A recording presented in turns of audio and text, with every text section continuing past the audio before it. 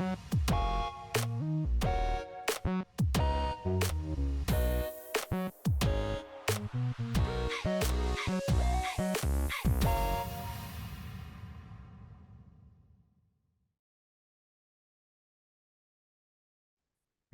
everyone, welcome to a new webinar from Clever Languages. Remember, this is a joint webinar with FFLA and with the collaboration of Linda Villagóniga from the AATSP Florida chapter. Thank you very much for being here. Welcome to our new webinar, Strategies to Maximize Interpersonal Communication. This, as you know, is exploring some of the Florida, from the Florida standards, but remember that this is absolutely welcome for everyone from every state. This is based on the national standards, so we believe this will be helpful to you as well if you're not in Florida. Now, I would like to present our amazing presenter, Linda Villagóniga. She has a master's in education from the Middlebury Institute in Monterey, California. She is the department chair and coordinator of Advanced International Certificate of Education program at St. Augustine High School. Excuse me, Sabrina, I was. You were. Yeah. I'm sorry. Yeah. It's so okay. She was a department chair. I'm sorry. She was also recognized as a Florida Teacher of the Year by FFLA, and she served as president of the association as well. She's an active presenter at local, regional, national, and international levels. And she has active roles in the Florida chapter of AATSP, as I mentioned before. She's the conference coordinator, state poster contest coordinator, and the editor of La Voz newsletter. And she's also recipient of the AATSP Distinguished Leadership Awards. Thank you for being here, Linda. Thank you. So let's get started. I welcome you to my home in St. Augustine, Florida. It is a cloudy day here. We expect rain a lot this weekend, but we're going to do this webinar and hopefully lift your spirits and give you some really good ideas. I encourage you to use the chat to ask questions, and Sabrina will feed them to me as often as possible. So, what are we going to see today? What is interpersonal communication?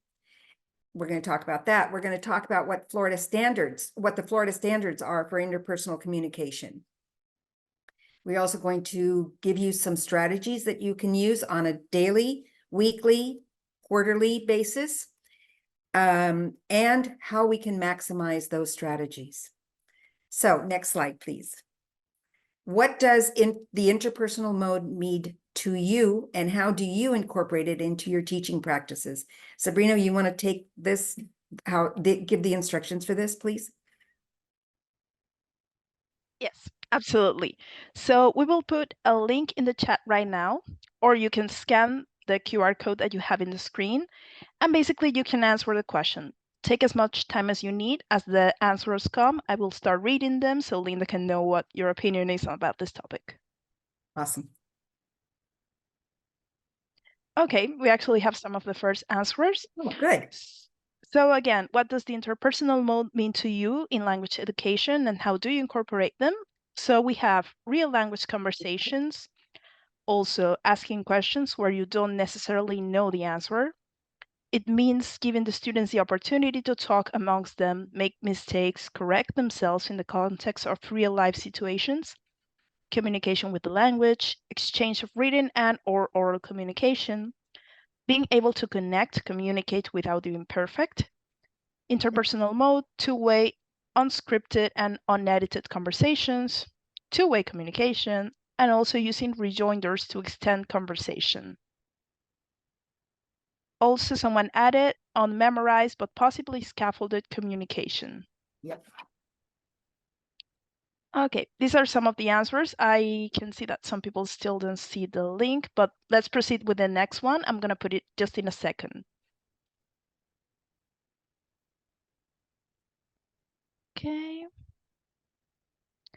So I'm putting right now the link for the second question, which is, what are the main challenges you encounter when incorporating the interpersonal mode into your language teaching? Okay, we already have some answers. Again, what are the main challenges you encounter when incorporating the interpersonal mode into your language teaching? Students switch to English very quickly. Also, the students rely on their native language. Some students are shy. Reliance on L1 even when the students can communicate in the target language. Students revert to English, the authenticity, scaffolding language so that they can express something a little bit complicated. They start chatting in English. That seems to be the main problem. Yep. Also, discomfort speaking and confidence, second most common, the shyness. The students have trouble keeping the conversations going. They want to use vocabulary that they don't yet have. Resistance on the part of middle school students. Difficulty to students to understand, also different levels, some that won't speak or that won't let others talk.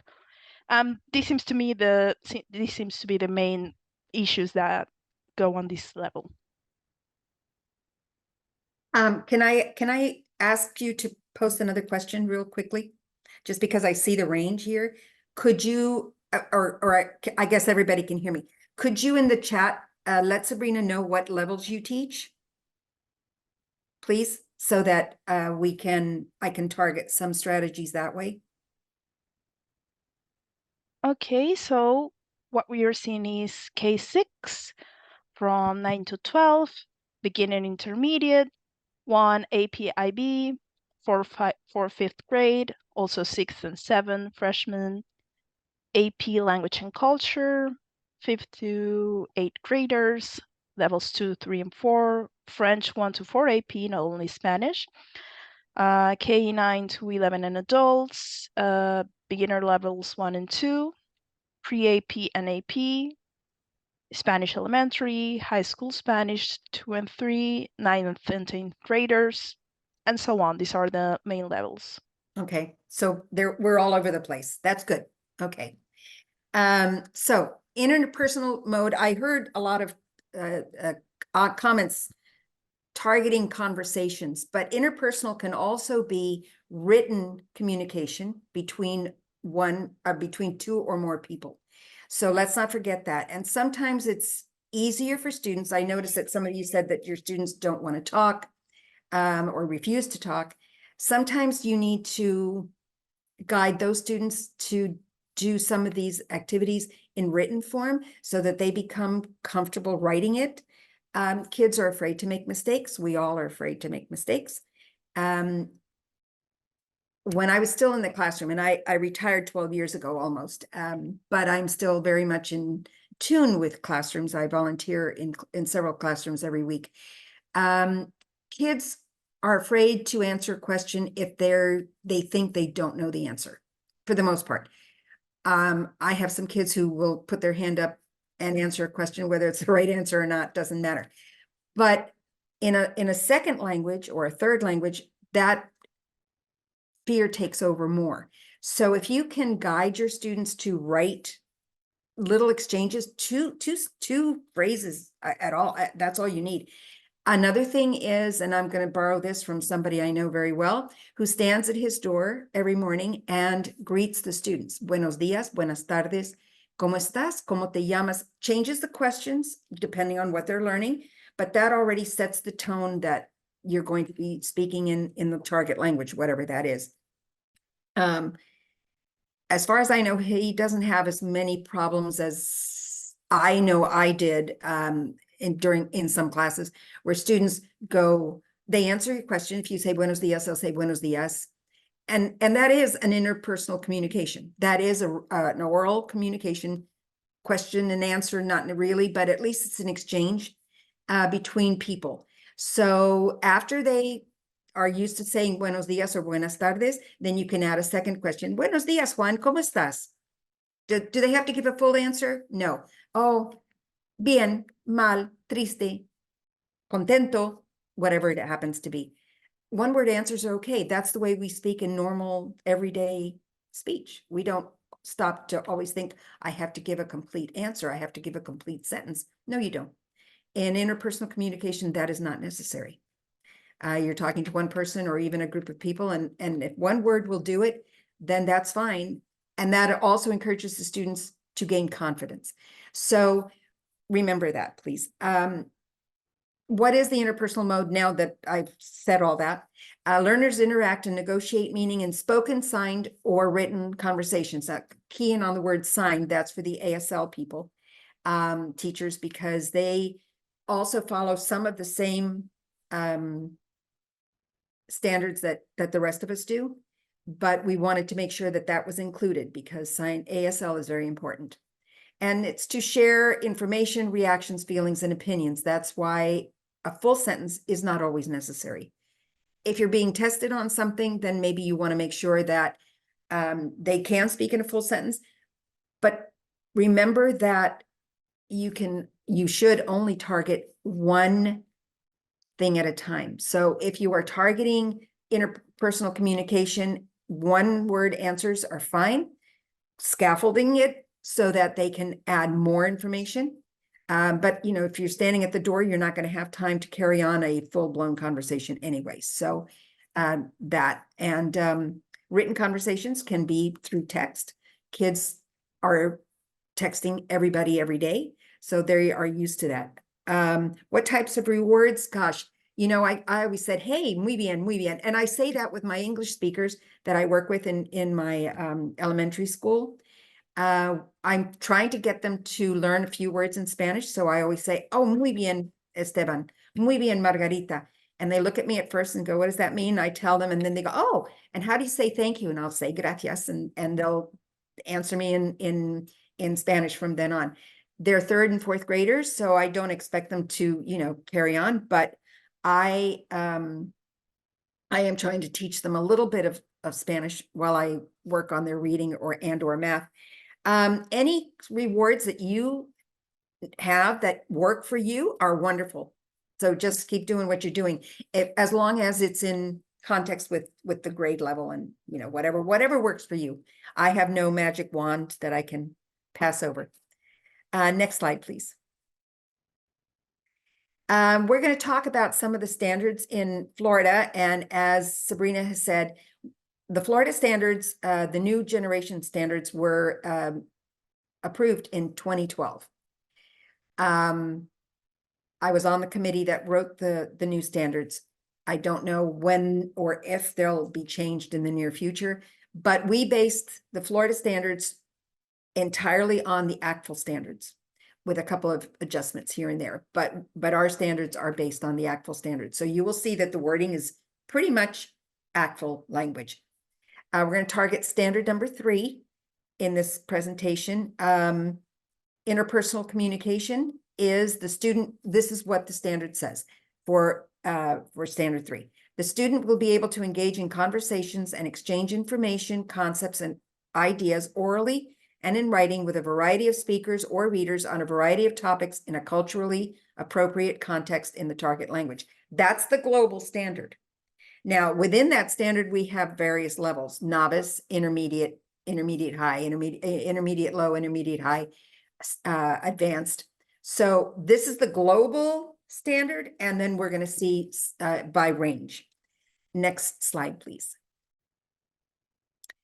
In the novice range, this is the goal: expresses self in conversations on very familiar topics using a variety of words, phrases, simple sentences, and questions that have been highly practiced and memorized. So there's your scaffolding, there's your one-word answer, so that it is culturally appropriate, but also everyday speech in conversations. Strategies, and we're going to take one at a time. Practice greetings and goodbyes. That's pretty easy. You stand at your door, buenos dias, Juan, buenos dias, Margarita, buenas tardes. And then when they're leaving, hasta mañana, hasta pronto, hasta luego, adios, whatever word you want to use with them to say hello and goodbye. Get them in the habit from the second day of class. First, if you can, but second for sure. Because the more they hear it, the more ingrained it becomes. And then they will be, whenever they see you in the hallway, they'll say, oh, buenos dias, señora, or buenos dias, señor, profe, whatever they call you. And I think if you get off the ground right away, then there's no going back. Practice saying the day and date on a daily basis. I've been in classrooms in my prior positions where the teacher always has, hoy es el sábado 17 de febrero 2024 on the board. And they go and the kids practice it. Younger ones are less inhibited, older ones are more so. But if you start from the beginning, then that's expected. That's just part of the daily routine. Introducing yourself to others when you start conjugating verbs, and you can say, hola, buenos días, yo me llamo señora Villagóniga, ¿cómo te llamas tú? And then that's a short conversation, but they're exchanging information. That takes practice. If they need to write it 2 or 3 times, that's okay. You want it to become part of their daily routine. And then practice asking and answering simple questions. Again, as you continue in your textbook, which hopefully is Reporteros, then you can see how Reporteros is fabulous for this because it scaffolds the learning. So students are never asked to do more than what has been covered in the chapter and previous chapters. Never, I won't say never. You want your students to stretch. So, and there's always the kid who wants to know more and more. So Reporteros is fabulous for that. But during the assessments that are provided with Reporteros, you will see that it's structured so that it is the what is contained in that lesson or unit. The textbook is Reporteros 1, 2, and 3 from CLET World Languages. Okay, next slide, please. At the intermediate range, they should know a little bit more. And so they should be able to express themselves and participate in conversations on familiar topics using sentences and series of sentences. So they're going to be talking more in complete sentences, especially if they're talking to someone other than a friend, a family member, or something like that. They can handle short social interactions in everyday situations by asking and answering a variety of questions. They can talk about themselves, they can talk about others, and they can talk about their everyday life. So we're adding more to the novice level. Some of the strategies, both orally and in writing, they can write texts, short notes, medium length letters. Letter writing is becoming a lost art. I encourage you to have your students write short letters to whomever. They can pick an imaginary friend. It doesn't matter. The point is that they're doing it. They can practice making simple statements during a conversation. Hoy es jueves. Oh, gracias a Dios que mañana es viernes. Tengo un fin de semana largo. Voy a ir a la playa. They're talking to somebody, and they may not say that whole thing all at once, but they can certainly say that after a few months of being in class. They can ask simple questions. ¿Qué día es hoy? ¿Qué vas a hacer mañana? ¿Qué vas a hacer esta tarde? Stuff like that, where it involves a conversation, whether it's written or oral. They can give basic information about themselves. Yo me llamo Juan, tengo 16 años, vivo en Orlando, tengo muchos amigos, me gusta el fútbol. Simple as that. And practice communicating some basic information about everyday life, like hobbies, likes, dislikes, school, home, family, whatever it is. So the intermediate ratchets it up a bit for the interpersonal communication. Next slide, please. The advanced range, of course, expects a lot more. Students are expected to fully maintain conversations on familiar topics and new concrete, social, academic, and work-related topics. They can work the vocabulary that's in the lesson or the unit. They can communicate in paragraph-length conversations about events with detail and organization. And I have to laugh at this because how many of us have really sat and listened to someone speak in paragraph-length conversation? If the topic is interesting, I mean, you can go on, but nobody wants to hear one person talk in a conversation. If they're giving a talk, if they're doing a webinar, seminar, whatever, oral presentation, then that's fine. But in a conversation, rarely do we speak in paragraphs. Personal opinion. They can handle an unexpected situation or complication, like, I don't know if they're Spanish 1 or French 1 or German 1. They can, if someone says, ¿Cómo se llama tu abuela? by the end of the year, they should be able to handle that. But if someone says to them, ¿Cómo se llama tu vecino? Vecino might be a new word. So remember that sometimes they're thrown by a word. Sometimes they're just thrown by the pronunciation of the word. I think you can tell that my Spanish is Castilian. My parents were both born in Spain. My husband was born in Spain.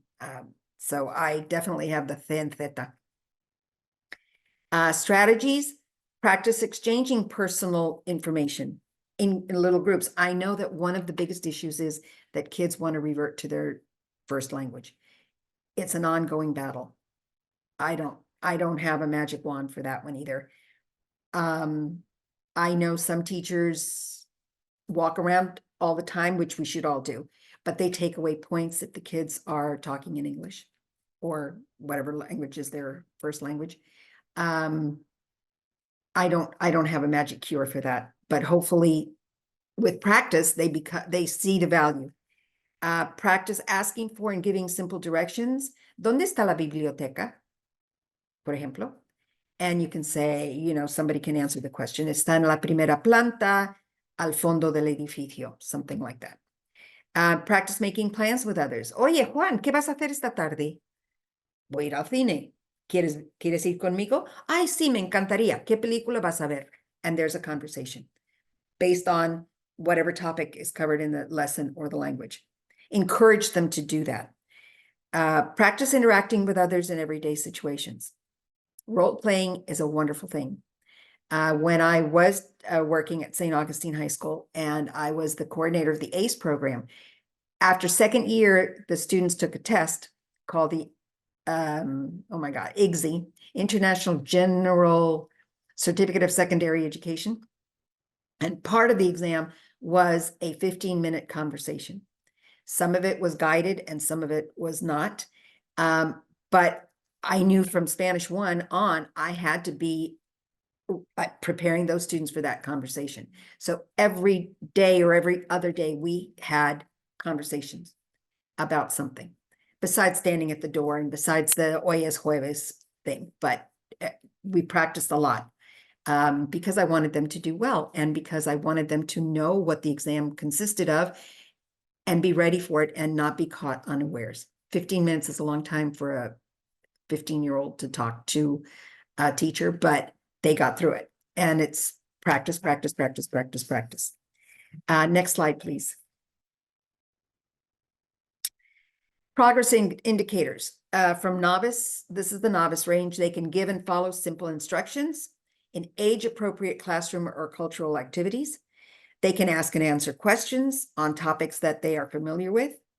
They can say me gusta or no me gusta, me encanta, no me encanta, me fascina, whatever vocabulary is included with that. They can exchange descriptions of people and tangible products of the target language. They can say, mi amiga Rosita es alta, rubia, delgada, con ojos verdes. Or they can talk about el vestido de María es muy bonito, es rosado, con lunares y rayas. Not very attractive, but you get the point. And they can exchange greetings and they can say goodbye in several ways, and they can use common classroom interactions. How many times have you heard, ¿Puedo ir al baño? In your classroom? If they can say that those are the first things that they learn. But if it becomes ingrained in them, they will not ask you, can I go to the bathroom? Or they shouldn't anyway. And when my kids did, after having taught them ¿Puedo ir al baño?, I would tell them to sit down until they could preguntarme en español. So that's another deterrent, maybe. Now, you can look at the kid's face and see if really it's an emergency or not. So depending on that. Next slide, please. Intermediate. Students can follow and give directions for participating in age-appropriate cultural activities. Culture is very much a huge part of reporteros and mapas. Huge. There is not a single lesson that doesn't include some cultural aspect of the language that's being taught. For Spanish, that includes all 21 countries or territories where Spanish is spoken. So it's across the levels, and it's a wonderful thing because it's totally integrated.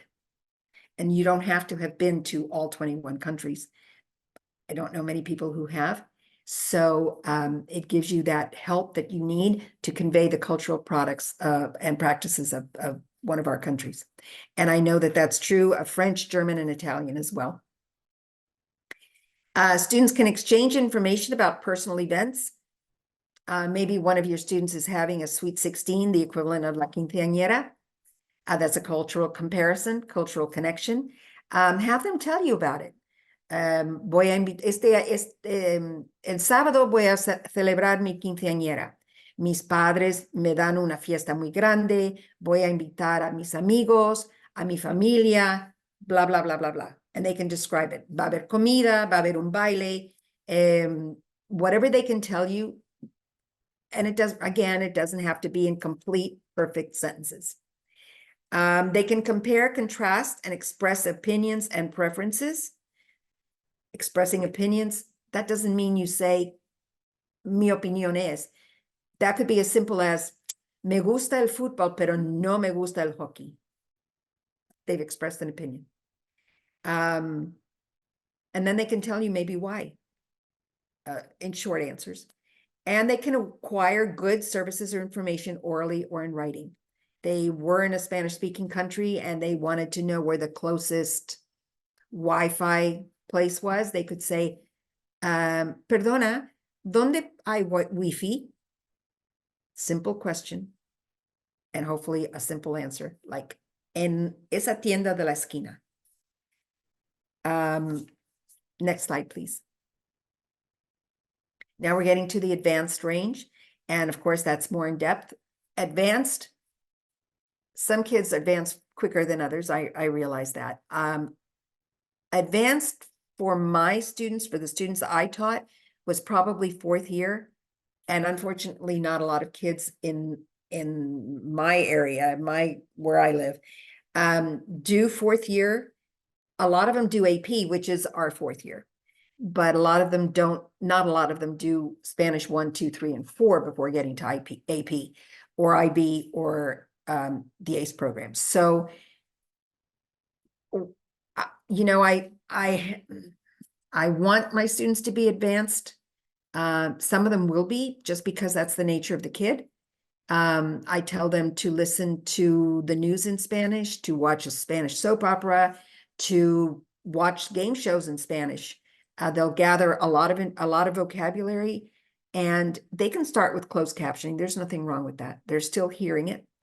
And pretty soon they realize they don't need the closed captioning as much as they thought they did. But getting back to this, they can discuss orally or in writing current or past events. The news is fabulous for this, especially if they watch the news from Mexico, Spain, or wherever they can get Spanish-speaking news. CNN International is a good one. Students can develop and propose solutions to issues and problems. As the course progresses, the concepts progress. So you will see one of their examples is coming up with solutions to an issue that concerns them in their town or in their area. And we'll get to that in a minute.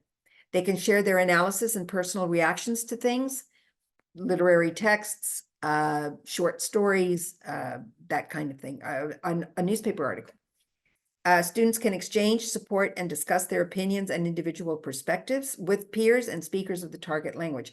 And remember, target language speakers might be bilingual. And in my area, there are a number of bilingual people in this area. Not as many as Orlando or Miami, of course, but we do have our share. And that's always great when you have one of those children in your class, because they can bounce ideas off of them. And if they can understand, then you know that your student is doing well. I know that we are sympathetic listeners and readers. We as teachers are sympathetic listeners and readers. My greatest joy was always when they spoke to a child who had just come from Colombia or Venezuela, and could say something, and the student would say, ah, sí, yo también, because you knew that they knew what they were talking about. And certainly that gave a boost of confidence to my students who were, monolingual. Next slide, please. Okay, so now we're going to talk about the fact that, or I'm going to mention again, that Reporteros has a Florida edition, and these are the standards that are covered. The standard is standard 3, but these are the activities that are covered in our textbooks, and at the age appropriate level. So you can rest comfortably with that idea. We right now have Reporteros 1, 2, and 3. Reporteros 4 is coming out this year. You can request samples of any and all of our texts. Mapas is available in levels 1, 2, 3, and 4, and we're going to show you examples of the activities in Mapas. Mapas is geared more for upper high school and college. Reporteros is starting with Spanish 1, whether it starts at the middle school, and there's a 1A and a 1B, so they can cover it over 2 years, and then 2, 3, and 4. There are a lot of correlations with AP, with IB, and with Cambridge. If you know the program, you can find the correlations, no problem at all. Next slide, please.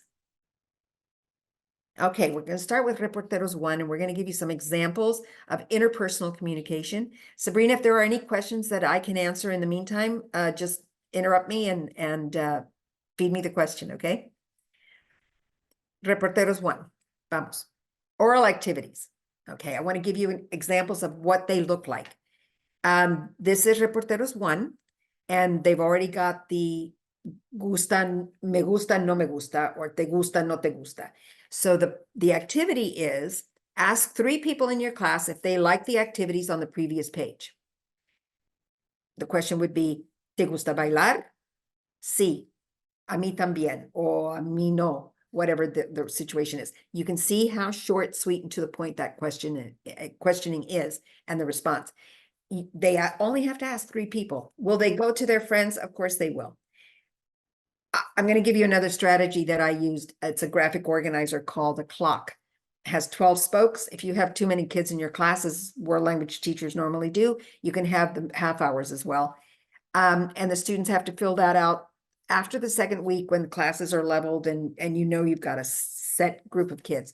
They make appointments with other kids in the class. So that way they're leaving their comfort zone of the 2 or 3 kids that they know really well in class, and they're expanding their horizons, as I called it.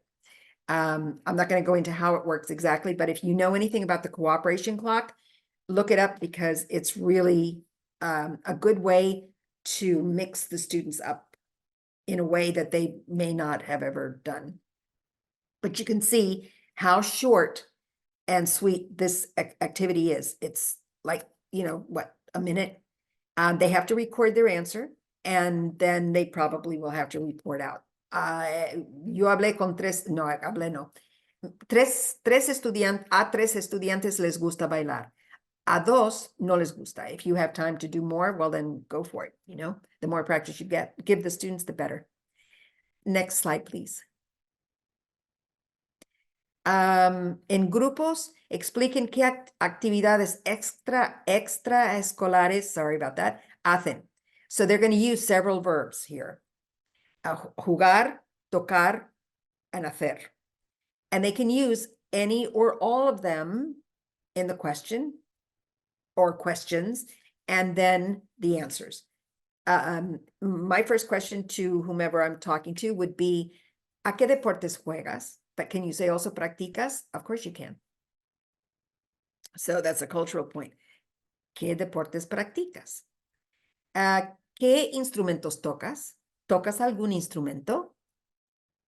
¿Qué haces los fines o qué haces después del colegio? So I've used all 3 verbs, and it's a simple question that they should be able to answer.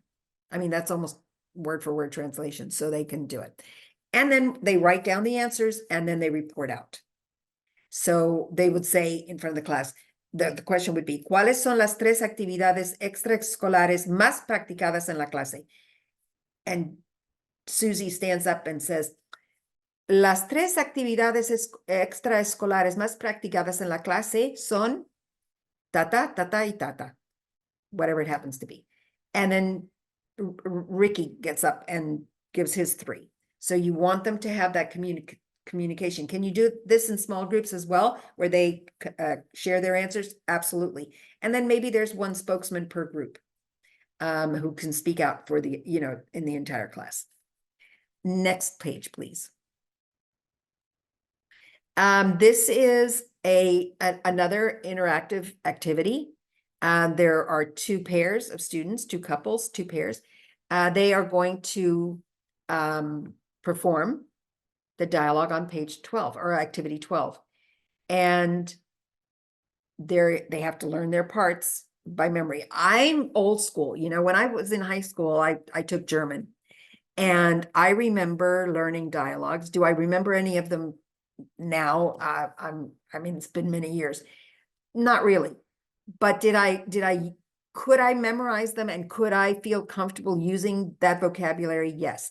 Of course, it's canned vocabulary because, as my German teacher told me, and she inspired me to be a language teacher, these are jumping off spots because rarely will you find someone in Mexico, Guatemala, España, Puerto Rico, who also learned that same dialogue and can give you a same word answer. The point is that dialogues give you a format and give you a starting point. I don't know I can't see what activity 12 is, but let's say it's about your favorite hobbies. Well, you probably won't run into somebody on the street where you're going to talk about hobbies, but they give you the basis of the conversation. ¿Qué pasatiempos te gustan? Well, instead of pasatiempos, ¿qué comida te gusta? ¿Qué deporte te gusta? You can fill in. And so I think that's important to remember. Memorization is a good thing. It's a good tool. That's how we've learned to speak. It's all memory. It's all memorization. You were not born speaking. You were not born understanding. But the more practice you get, the better you become. They can also improvise once they've presented their dialogue that they've learned by heart. Then they can improvise, and they go to we must be talking about clothing. They go to a clothing store, and one is the client and one is the salesperson, and they have a conversation. And I'm not going to improvise for you right now, but you get the point. Okay, next slide, please. Written activities, yes. Just so we are clear that interpersonal communication can be spoken, or can be written, or can be signed. So in this one, you're given a choice, and it's totally up to you. You can use either or both. But the premise is, imagine that you are a new student in class. Or no, imagine that there is a new student in class. You are going to welcome him or her, and you're going to include other things in your conversation, the rules of the school, some advice, and then you're going to say goodbye to that student. So you can, option A would be to write an email, like the one that's the example, or the option B is that you could tape yourself, record yourself giving some advice. Now, remember, this is from novice level. So at Reporteros 1, this is fairly advanced for level 1. So I don't know any other way to say what I'm going to say other than to just say it. Don't be the teacher that corrects every mistake. Because all you do is convince the student that he or she doesn't know anything. I hope I'm not talking to any of you personally, but there's nothing worse than correcting every error. we all make mistakes. We all make mistakes. If Spanish is your second language, or if English is your second language, think how you feel or felt when you were learning your second language. Put yourself in the place of that student. I grew up speaking Spanish my whole life. I did not know English when I started school. Back in the day, I don't think I was afraid of making mistakes, but I knew I couldn't answer questions, but I tried. And if the students understood me, great. If the teacher understood me, great. But I never felt embarrassed. I know times have changed and I know kids have changed. So you be the example of not criticizing and or correcting every little thing. You can do that on paper. That's a whole different animal, because on paper, you can get away with a little more. But orally, if the child says, buenos tardes, did you understand what he meant to say? Did you understand that he meant to say buenas tardes, but in his eagerness or whatever, said buenos tardes? If you correct him right away, you meant buenas. What have you done? You have deflated him. So please, please bear those things in mind. That's something I feel very strongly about. Okay, next slide, please. Reporteros 2, we're going up a level and it becomes a little more, not complicated. I'm not going to say complicated, but it's scaffolded. Remember, we do everything scaffolded. Okay, next page, please. Oral activities. On this one, it's interpersonal speaking. This comes from another selling point for reporteros is that at the end of every unit, there is a several pages where they prepare you for an integrated performance assessment, which is found on our platform. And it includes all the standards. The communication, interpersonal communication, presentational speaking, presentational writing, all of them are covered. The cultural, everything is covered. At the end of every unit, there is several pages, also in our workbooks, where you can practice this with your students, make them responsible to do these, and then get them up and have them perform. So this one is speaking. You'll notice that on the left, on the right-hand side, you have grammar, so that there's a reference, the grammar that was covered on what pages, the vocabulary, and some of the strategies. Keep the conversation in Spanish. If you don't remember how to say something, say, lo siento, no entiendo. These are things that your student could say to show that they forgot the word, or puedes repetir if the person didn't understand what the word was. So once you've covered that, then you go into the interpersonal speaking activity itself. This is in pairs, and they're going to make a plan. They're going to plan for next weekend. So they're going to get together and they're going to brainstorm ideas on what activities they could do in their neighborhood or in their town, depending on where they live, or in the next town.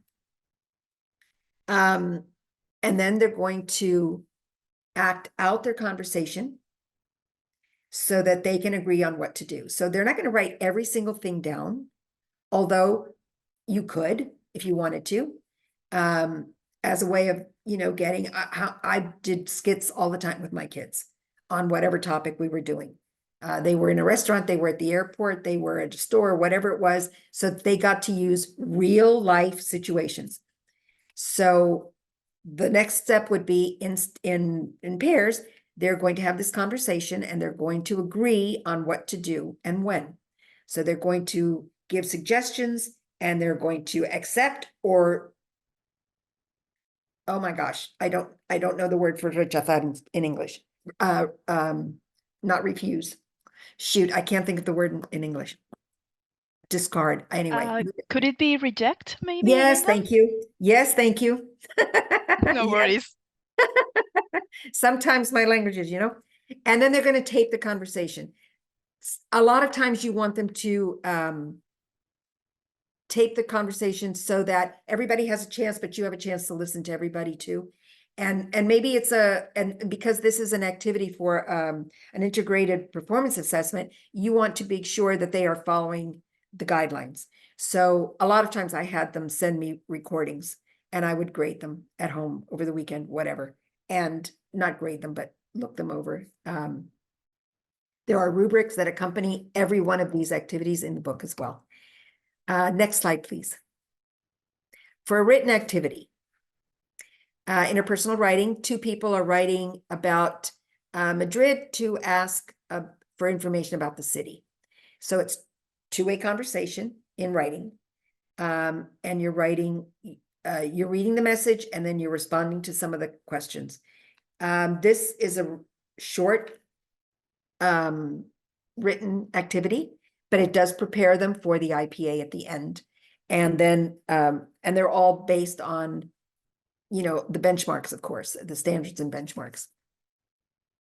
Next, please. More practice. We can always find more practice in Reporteros, always. There are mini projects. Each unit is comprised of 2 lessons. At the end of the first lesson, you will have a mini proyecto, and at the end of the second lesson or that unit, you will have a proyecto. They're all they're all having to do with whatever's being discussed and learned in that unit, and it involves all of the standards. So there will be some interpretive reading or interpretive listening. There will be presentational reading and presentational writing. Not reading, presentational speaking and presentational writing. There will be interpersonal communication. There'll be a cultural part. So all of these mini proyectos and proyectos are designed with the actual standards and the 5 C's in mind.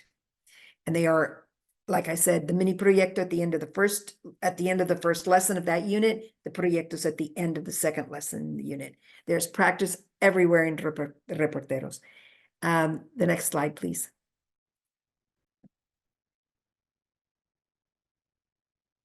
This is what the IPA looks like. So you can see that there's a reading portion here, interpretive reading. It gives you the context, then has you read an authentic document. And then you go into what the situation is and what the assignment is, the activity. You will notice that there are rubrics for everything so that you can give those out to the students. And I recommend that you give them the rubric so that they know what they're going to be assessed on and how they're going to be assessed. So there is approaches. No, I can't read that, so small. Oh, exceeds expectations, meets expectations, or approaches expectations. Notice it does not say does not meet expectations. Cut out the negative, make it positive. And then you check the box that corresponds for each point. It's a way of helping the student know what's expected and what to strive for. And it makes your assessing what is being done so much easier because it is totally impartial. Next, please. Workbook pages are full of examples and activities for interpersonal, interpretive, presentational. It's covered everywhere more than once. The platform, the hub is wonderful for additional information. Encourage your students to use every page. Next, please. Reporteros 3. Again, scaffolded activities. The oral activities include interpersonal speaking, of course, and there's a podcast. And the topic is, the topic of this particular one is immigration. And they're going to talk about immigration, hot topic in the US right now and in many parts of the country. And they're going to answer these questions, and then they're going to tape their conversation. Can they tape it more than once? I have students who probably taped it 10 times because they're the ones that, you know, want everything perfect. And then there's the ones who say, okay, once is enough. I answered the questions and that's enough. You know, as long as they send you a tape, they've complied with your wishes. Again, the page, it's broken down with grammar, vocabulary, and then some strategies. Next, please. Written activities. Interpersonal writing. Again, this is going to be an email. How many emails do we write every day? Holy moly, a bunch. And the kids even more than we do. So they're going to write an email. In this case, it's imagine you're a volunteer at an association that helps people who are immigrants. Anna is a young woman who has just arrived in your country and has written you an email to ask for your help. And then you're going to read the email. You're going to write a complete response and answer all her questions. Again, the grammar is there. The grammar pages are there. The vocabulary pages are there, and then some strategies. Next, please. Reporteros Cuatro, as I said, is coming out in 2024. There is a sample unit that you can request, and I encourage you to do so if you teach upper levels. And then our examples come from Mapas 4, which is a higher level textbook. It can be used for AP for sure. It can be used for IB, and it can be used for Cambridge program. And we're going to take a look at a couple of their activities here. Next page, please. An oral activity, and you're going to see the difference in what's expected. You're going to work in pairs again. Of course, it's interactive, interpersonal. You're going to think of solutions in order to get a more equal and just society. And there's something here to read, and there you can see some vocabulary, or the topic takes place where, and you're going to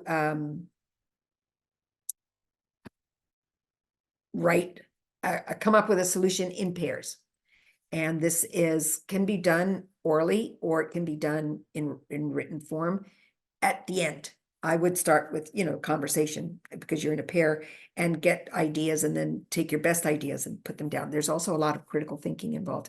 I saw somebody asked about FFLA. Does it have cultural activities for lower level students like elementary and middle school? Yes, we do. And if you write to me, I will put you on our mailing list for the AETSP mailing list, but I work with FFLA as well. And you can get copies of La Voz, which always include sources and resources. And I look for collaboration from everyone who receives it, so that we can become a sharing center as well. But I have personally some cultural things that you can do with younger students. Next page, please. This one is a discussion. It is more than just a pair. So it talks about the types of discrimination that the infograph shows. And then the question is, which of these exist in your country? Now, if you are a native speaker of a country, you can take that to your country, or you can make it about the country of their students, which brings me to another point, and I'm going to circle back to that. Or you can make it about the United States. That is your prerogative as the teacher. Because somebody asked about the cultural activities, we don't live in a white bread society anymore, thank God. Never forget that the students who come to you come with certain inhibitions, maybe, or ways of behaving that are part of their culture. It may not be an American culture. I've had students in my class from a myriad of places. And I always tried very hard to get them to stand up and talk about things that were relevant in their culture while they're learning Spanish. I've had Haitians, Dominicans, Venezuelans, Colombians, Puerto Ricans, Dominicans, Spaniards, Indians, Pakistanis. I mean, you name it. I've taught all kinds of students. It enriches us all when we let them feel a really to feel really a part of a group. When we talked about holidays that are indigenous to Spanish-speaking countries, like Carnaval, for example, I always ask the students, what do you do in your country to celebrate Carnaval? Do you celebrate Carnaval? I mean, it's a very Christian holiday, but many times there are things in their religion or in their home country that are very similar, or they eat similar foods, or whatever it happens to be. Include them in everything so that they feel a part of that class. And my gosh, you're exposing to your students to a world of differences and different activities and different ideas, and that enriches us all. And I'm done with my soapbox. Anyway, this is about discrimination, all kinds of discrimination. So this is a perfect activity for AP, IB, or Cambridge. Perfect, because that's the kind of thing you're going to find on the exams. Next, please. Okay, written activities. You're going to look for images about a tradition, and then you're going to write text messages following the pattern on page 38. So you're going to be writing a text to somebody else, a friend, an unknown, doesn't matter. You're going to be writing. The question is, ¿has visto lo decoradas que lleva las manos? My gosh, I'm sorry. ¿Has visto lo decoradas que lleva las manos esta novia? In the Hindu wedding ceremonies, there's a lot of henna on the hands. That is a very unique tradition. So that's why this is the tradition that we're talking about. Does it have to be about a wedding? No. It could be any other tradition, you know. I mean, I'm amazed that these days so many countries celebrate Halloween and not just El Día de los Muertos or El Día de Todos los Santos. So, you know, we're expanding our horizons, but I do find this particular tradition very interesting, the background of it. And if you have Hindu students, then they're the stars of the show because they can explain it so much better than I can. Next, please. We also, as I said before, we have resources in French, German, and Italian. Reporteros 4 will be coming out this year, and I encourage you to ask for copies, sample copies. Also, I want to mention that not Reporteros, but CLET has a series for elementary schools called Alba y Gael. And I ask for samples because they are great books for elementary school. And I know somebody asked about elementary stuff. Ask for those, please. You can request a free sample of anything that we have. Next, please. And thank you so much. I will take some questions. I know we still have about half an hour for questions. Aha, good. Thank you very much, Linda. It was great. Very good presentation. Everyone, just so you know, before we begin with the Q&A, of course, anyone from Florida, if you need to contact World Languages, here is your consultant. She's Katie Mickle. We're gonna put her email now in the chat. And also, if you're from another state, if you would just want to connect with a representative and know more about us, I'm also gonna put the link for our team so you can contact the one from your region or state. Perfect. So the first question we have, Linda, is someone who, this is actually something you already mentioned and it was great, but just to maybe refresh it. Okay. Someone asked that they have the tendency to correct students when they use the structure incorrectly in spoken activities. And would this be okay, or is this inhibiting them from continue trying? Oof, I would say that it inhibits students.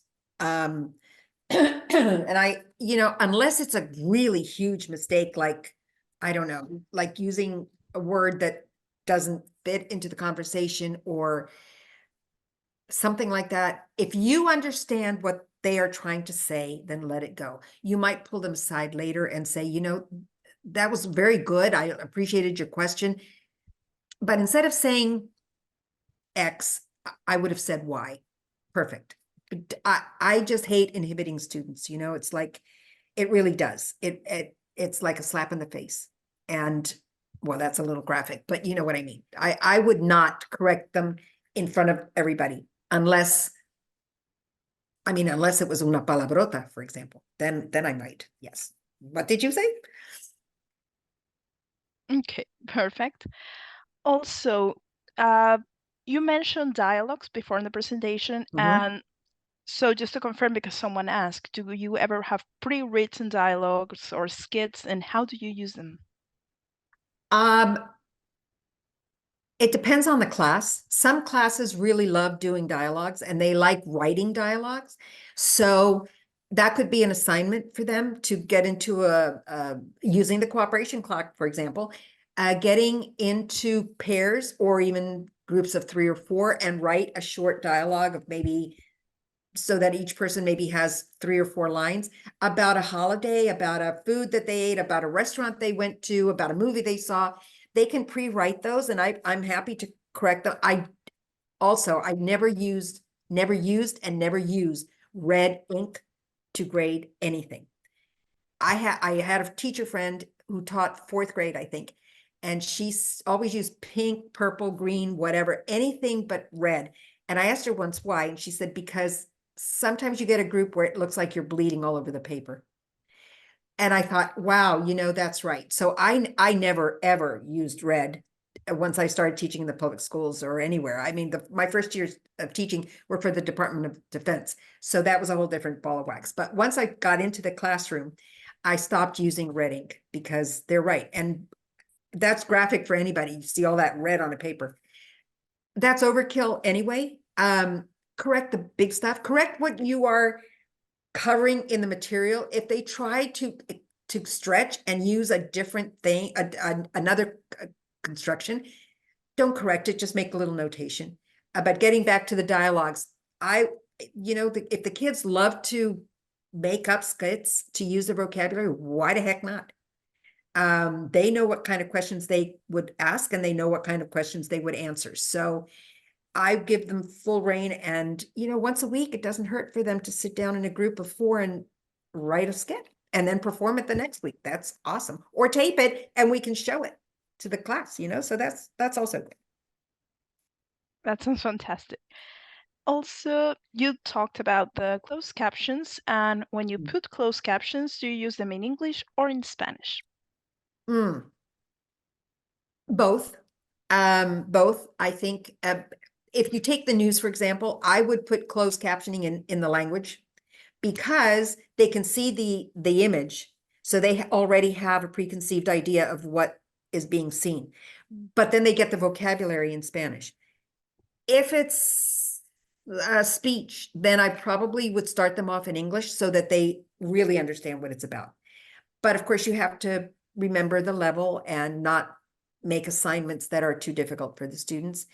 I had my kids between 3rd year and AP, they had to watch 30 minutes of Spanish language something. News, I didn't care what it was. I had 2 students who watched a cooking show 30 minutes every day. They loved to cook, and that was great. Then they had to write a 2-sentence summary of what they saw in those 30 minutes in Spanish. Why did I do that? Because it was tuning their ears. So the kids who faithfully did it and didn't wait until the end of the week to write 7 days worth really advanced. The more you can get them to listen and at first they're going to go in English, whether you know it or not, they're going to use the English or whatever their language is, because that's the language that they're most comfortable in. So why not just say, okay, if you're going to listen to the news, I'd prefer you do it in Spanish because you can see what's happening. But if you're going to listen to a speech or something else, then if you're more comfortable at the beginning using English closed captions, then go for it. Because the point is you want them to learn. Perfect. And on that same line, do you have the roster that you talked about on Great Student Conversation? Do you have this? The rubric? Yeah, it should be might be the rubric. Yes. Do you have it also in which language? English, German, French, Spanish? All the books are written basically following the same pattern. So yes, they will have rubrics in all those languages. I'm guessing. I would think so. Yes. Yes, perfect. I'm also going to give a contact for any doubts about the manual because we have quite a few of those. Okay. And do you announce when the assessment will be ahead of time, or do you do it unannounced? I always announce assessments. A pop quiz is something else. You know, if you're gonna do a 5-minute thing in the morning, a warm up, then no. But if there's a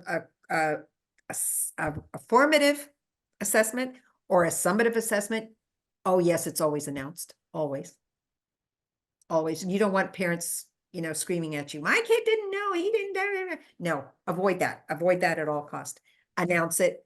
I had very good communication with my parents as well. At least once a week, they got an email from me with the weekly schedule, at least once a week.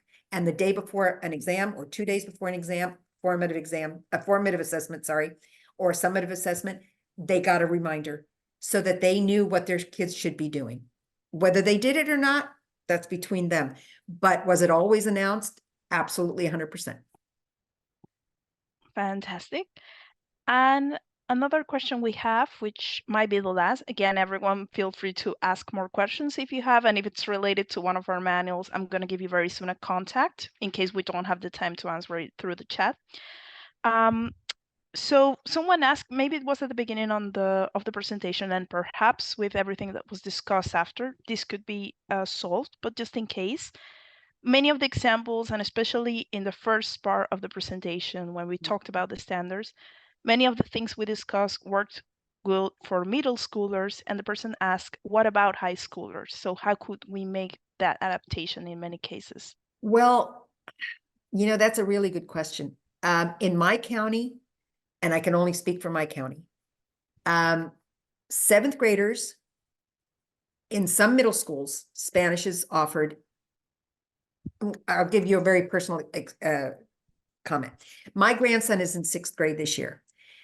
In his middle school, they have a wheel for 6th grade electives. He had Spanish first semester, and now he has ag science second semester. Did he learn a whole lot? Yes, he actually did, because we speak Spanish at home. So he knew some of it, but he learned a whole lot more, and he's freer with his Spanish talking to other people. In 7th grade, he has signed up for Spanish already. Now it's a full year. I think at this particular school, they do 1A and 1B. So they would do 1A in Spanish in 7th grade and 1A in 8th grade. I'm not 100% sure of that, but I think that's what it is. At my son's school, he's a Spanish teacher. He does that with a group of 7th graders, but he also has 8th graders who take Spanish 1. So it depends what your school district does and what your school does. You have to adapt. But if my kid, and I had kids coming from my son's Spanish 1 class into my Spanish 2 class because they had already gotten Spanish 1 credit. If a student, though, or a parent decides that their student wasn't as strong in Spanish 1 as they could be or should be, then that 8th grade didn't count. They opted to not have it count, and then they just retook Spanish 1. For students who are not quite as strong as they could or should be, then that would be the way to go. I don't know if that's answered your question, but it all really depends on your school district and your school and what is available. Perfect. So I think we could take a final question, which was on the chat, and is if there are any videos that you recommend for that part, either from YouTube, some small clips the person uses from NEM Básico or from Alice, so either from these manuals or somewhere else. What sources do you usually use? We did not, unfortunately, have reporteros when I retired. So our textbook, and I can't even remember who the publisher was, did have some short videos. Use them judiciously, I would say, and preview them before you show them.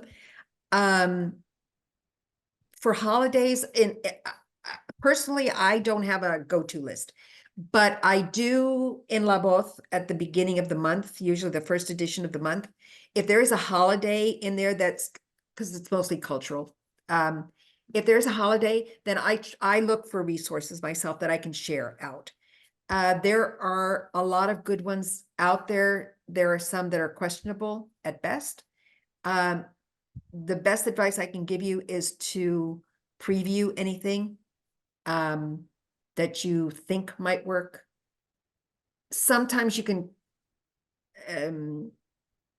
shut off the volume, and if that's what you want, you know, for the picture's sake, just to show what happens in another place, then that's good. I don't think you always need to have conversation. Discovery and Teachers Discovery has a slew of videos that you can use. You know, YouTube has some that are good and some that I would not think to use. So, but you can always write me and ask me, and I will do the legwork for you and see what's out there. Fantastic. I think so far that was our last question, Linda. So again, Okay. thank you very much for joining us, and Oh, my thank you. pleasure. My pleasure. It's always great to have you here. We're Thank you. really glad to have you. Thank you. And thank you, and thank you to everyone as well for joining us today again.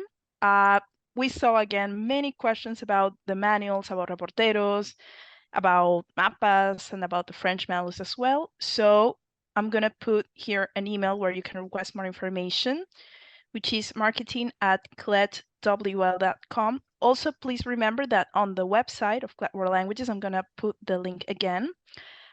You will be able to find a representative where we can give you more information, and you can also request a free sample. I'm going to put those links as well in a second. Also, we have just put the link for next webinar for Linda for this amazing Florida series. And that should be, let me just double check. On March 2nd. Exactly, that's on March 2nd, and we're going to talk about the presentational mode, speaking and writing. So again, thank you very much for everything. If you need anything, don't feel free to ask us, and just have an amazing Saturday.